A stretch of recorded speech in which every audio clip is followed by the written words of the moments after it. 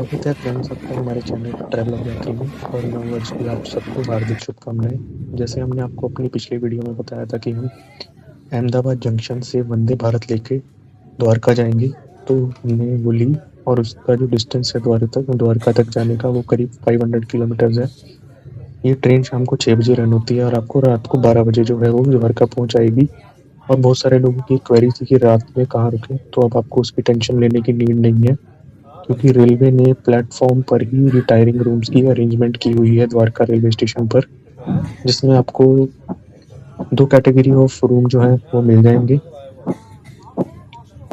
जैसे deluxe room और dormitory room. और कहाँ से आप वो बुक करें और कैसे बुक करें वो हम आपको डिस्क्रिप्शन में पूरी डिटेल्स उसकी देंगे।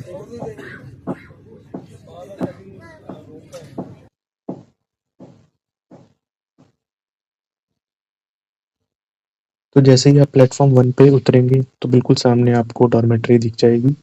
ये डॉर्मेट्री के अंदर दो कैटेगरी जैसे हमने आपको बताया, तो दोनों की कॉस्ट आपको अलग अलग पड़ेगी। जैसे deluxe room 1000 rupees for 8 hours, और उससे अगर आपको नीचे की कैटेगरी का रूम लेना है तो आपको डॉर्मेट्रीज भी मिल जाएंगी।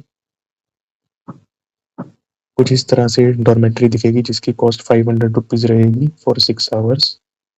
और यहाँ हमने रात गुजारी और उसके बाद हम सुबह उठे तो द्वारकाधीश टेम्पल की ओर गए हम।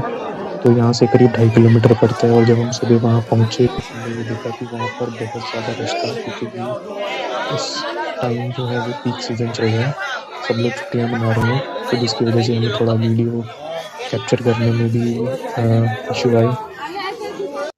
एंड जब हम मंदिर के अंदर गए तो हमने भगवान के दर्शन किए, द्वारकाधीश भगवान के, और हमने देखा कि वहाँ पे अन्य कई भगवान जो हैं उनकी प्रतिमाएं हैं, और शारदा मठ जो है शंकराचार्य का, वो भी वहाँ पे उनका निवास स्थान है।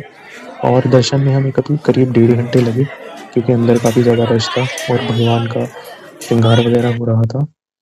तो अगर आप आना चाहें तो इस मंदिर में आपको ज़रूर आना चाहिए, ये आपकी टॉप बकेट लिस्ट पे होना चाहिए। उसका रीज़न ये है कि ये मंदिर जो है वो पौराणिक समय का बना हुआ है, और मीराबाई जैसे भक्तों ने भगवान की यहाँ पर भक्ति की है।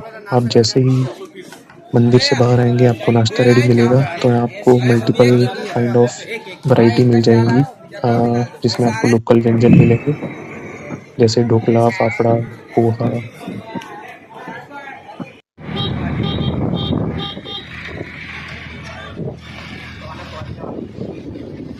तो मंदिर से हम दर्शन करने के बाद में हमने शेयर्ड ऑटो लिया, जिसकी कॉस्ट 80 रुपीज़ पर पर्सन आपको पड़ेगी। अगर आप प्राइवेट ऑटो लेंगे तो आपको उसकी कॉस्ट 600 to 700 रुपीज़ पड़ेगी आने जाने की टू बेट द्वारका। मैं आपको बताना चाहूँगा कि बेट द्वारका जो है वो द्वारका से अराउंड 30 किलोमीटर अवे है, और ये ओखा जाने का हाईवे है। ओखा जो है वो एक बेसिकली पोर्ट टाउन है, जो आपको बेट द्वारका जाने के पहले आएगी और आपको वहाँ से होकर जाना ही होगा। बेट द्वारका के बारे में इंट्रोडक्शन देने की दोस्तों ज़रूरत नहीं है आपको। बेट द्वारका वही आइलैंड है जहाँ पे भगवान कृष्ण अपने पूरे परिवार के साथ में द्वापर युग में रहते थे, और अब वहाँ से अपना किंगडम जो है वो रूल करते थे।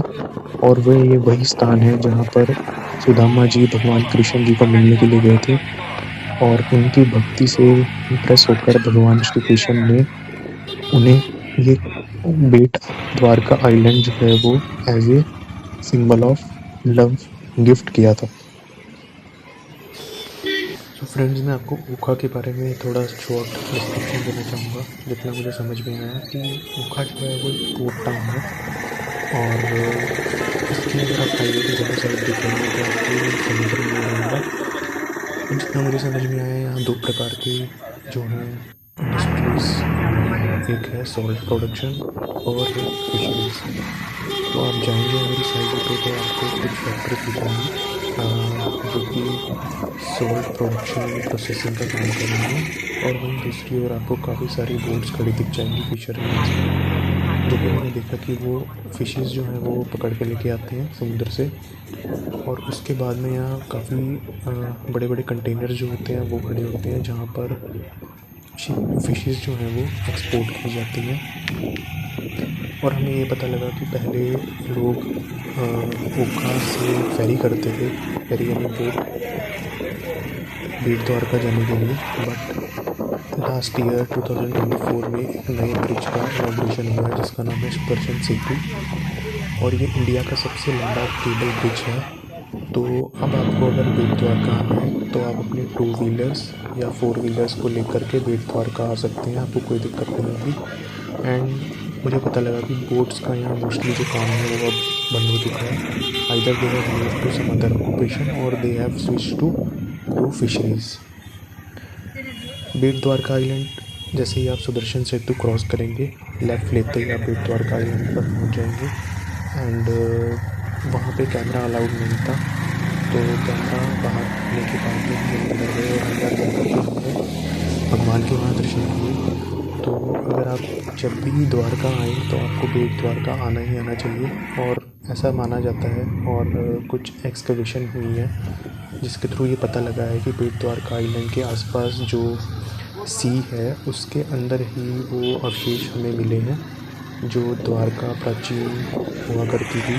और मुझे ऐसा पता लगा कि अभी वो प्रोजेक्ट चालू नहीं हुआ है जिसके थ्रू लोगों को सबमरीन के ज़रिए सी लेवल तक लेके जाया जाएगा और आप जो है अपनी आँखों से प्राचीन द्वारका नगरी के दर्शन कर सकेंगे। तो आप एंजॉय कीजिए इस वीडियो को, और अगली वीडियो में हम आपको नागेश्वर और श्री सोमनाथ ज्योतिर्लिंग का दर्शन करवाएंगे। तब तक के लिए धन्यवाद।